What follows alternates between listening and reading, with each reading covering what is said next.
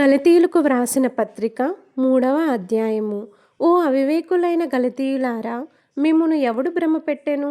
సిలువ వేయబడిన వాడైనట్టుగా యేసుక్రీస్తు మీ కన్నుల ఎదుట ప్రదర్శింపబడెను కదా. ఇది మాత్రమే మీ వలన తెలుసుకొనగోరుచున్నాను. ధర్మశాస్త్ర సంబంధ క్రియల వలన ఆత్మను పొందితిరా, లేక విశ్వాసముతో వినుట వలన పొందితిరా? మీరింత అవివేకులైతిరా. మొదట ఆత్మానుసారముగా ఆరంభించి ఇప్పుడు శరీరానుసారముగా పరిపూర్ణులగుదురా? వ్యర్థముగాని ఇన్ని కష్టములు అనుభవించితిరా? అది నిజముగా వ్యర్థమగునా? ఆత్మను మీకు అనుగ్రహించి మీలో అద్భుతములు చేయించువాడు ధర్మశాస్త్ర సంబంధ క్రియల వలన లేక విశ్వాసముతో వినుట వలన చేయించుచున్నాడు. అబ్రహాము దేవుని నమ్మెను, అది అతనికి నీతిగా ఎంచబడెను. కాబట్టి విశ్వాస సంబంధులే అబ్రహాము కుమారులని మీరు తెలుసుకొనుడి. దేవుడు విశ్వాసమూలముగా అన్యజనులను నీతిమంతులుగా తీర్చునని లేఖనము ముందుగా చూచి, నీ యందు అన్యజనులందరూ ఆశీర్వదింపబడుదురు అని అబ్రహామునకు సువార్తను ముందుగా ప్రకటించెను. కాబట్టి విశ్వాస సంబంధులే విశ్వాసము గల అబ్రహాముతో కూడా ఆశీర్వదింపబడుదురు. ధర్మశాస్త్రము విధించిన క్రియలకు సంబంధులందరూ శాపమునకు లోనై ఉన్నారు.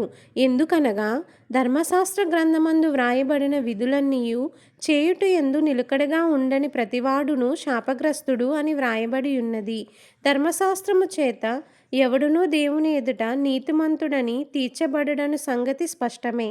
ఏలయనగా నీతిమంతుడు విశ్వాసమూలముగా జీవించును.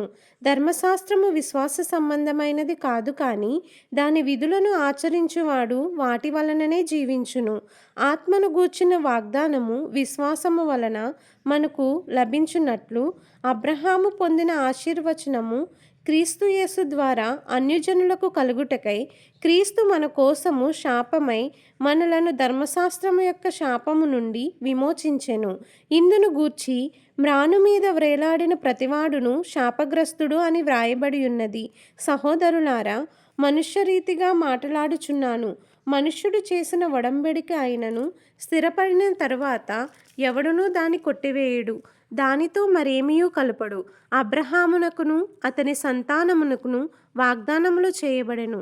ఆయన అనేకులను గూర్చి అన్నట్టు నీ సంతానములకును అని చెప్పక, ఒకని గూర్చి అన్నట్టే నీ సంతానమునకును అనెను. ఆ సంతానము క్రీస్తు. నేను చెప్పినదేమనగా, 430 సంవత్సరములైన తరువాత వచ్చిన ధర్మశాస్త్రము వాగ్దానమును నిరర్ధకము చేయనంతగా పూర్వమందు దేవుని చేత స్థిరపరచబడిన నిబంధనను కొట్టివేయదు. ఆ స్వాస్యము ధర్మశాస్త్ర మూలముగా కలిగిన ఎడల ఇక వాగ్దాన మూలముగా కలిగినది కాదు. అయితే దేవుడు అబ్రహామునకు వాగ్దానము వలననే దాన్ని అనుగ్రహించెను. అలాగైతే ధర్మశాస్త్రం ఎందుకు?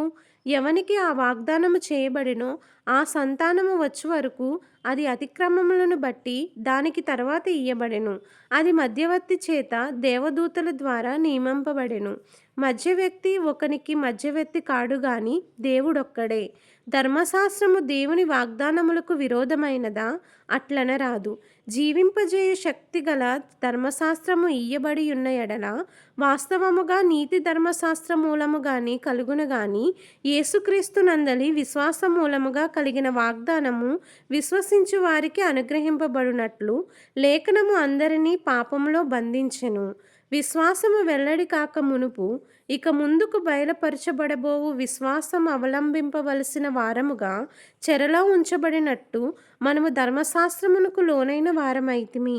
కాబట్టి మనము విశ్వాస మూలమున నీతి మంతులమని తీర్చబడినట్లు క్రీస్తునొద్దకు మనలను నడిపించుటకు ధర్మశాస్త్రము మనకు బాలశిక్షకుడాయెను. అయితే విశ్వాసము వెల్లడి ఆయను గనుక ఇక బాలశిక్షకుని క్రింద ఉండము. యేసుక్రీస్తునందు మీరందరూ విశ్వాసము వలన దేవుని కుమారులై ఉన్నారు. క్రీస్తులోనికి బాప్తిసము పొందిన మీరందరూ క్రీస్తును ధరించుకొని ఉన్నారు. ఇందులో యూదుడని గ్రీసు దేశస్థుడని లేదు, దాసుడని స్వతంత్రుడని లేదు, పురుషుడని స్త్రీ అని లేదు. యేసుక్రీస్తునందు మీరందరూ ఏకముగా ఉన్నారు. మీరు క్రీస్తు సంబంధులైతే ఆ పక్షమందు అబ్రహాము యొక్క సంతానమై ఉండి వాగ్దాన ప్రకారముగా వారసులమై ఉన్నారు.